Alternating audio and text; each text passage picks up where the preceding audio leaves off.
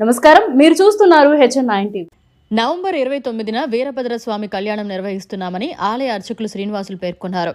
November 29 అనగా శుక్రవారం ఉదయం రుద్రాభిషేకంతో స్వామివారికి ప్రత్యేక అలంకరణ, మధ్యాహ్నం అన్నదాన కార్యక్రమం నిర్వహిస్తామని, ప్రతి సంవత్సరం కార్తీక మాసంలో స్వామివారి వివాహం అంగరంగ వైభవంగా జరిపిస్తున్నామని, ఇది ఆనవాయితీగా జరుగుతోందని, ఇందులో భాగంగా నిర్వహించే స్వామివారికి భక్తులందరి సమక్షంలో కళ్యాణం అంగరంగ వైభవంగా నిర్వహిస్తామని తెలిపారు.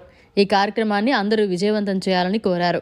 నెల్లూరు జిల్లా మనబోలు గ్రామంలో ఉండేవారే కాకుండా చుట్టుపక్కల ప్రాంతాలైన చెర్లోపల్లి, యాచవరం తదితర గ్రామాల నుంచి భక్తులు పాల్గొని అన్నప్రసాదాలు స్వీకరించి స్వామివారి కృపకు పాత్రలు కావాల్సిందిగా కోరారు. వాగర్ధావివ సంప్రోక్తో వాగర్ధ ప్రతిపత్తయ జగదక్పితరవందే పార్వతీ పరమేశ్వరు.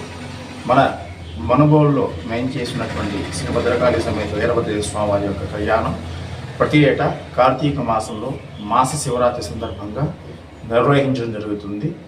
అందులో భాగంగా రేపు శుక్రవారం 29వ తారీఖున స్వామివారికి విశేషంగా ఉదయాన్నే రుద్రాభిషేకం, పంచామృతాలతో వివిధ రకాల సుగంధ ద్రవ్యాలతో అభిషేకం గావించి విశేష అలంకరణలో స్వామివారి దర్శనం ఇవ్వబడుతుంది.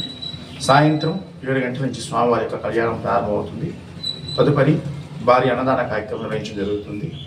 కావున యావత్ మంది భక్తులందరూ కూడా శ్రీ భద్రకాళి సమేత వీరభద్రేశ్వర స్వామివారి యొక్క కళ్యాణానికి వేంచేసి స్వామివారిని దర్శించి అన్నప్రసాదాలను స్వీకరించి స్వామివారికి ప్రతి ఒక్కరూ పాత్రలు కావాల్సిందిగా కోరుకుంటున్నాను.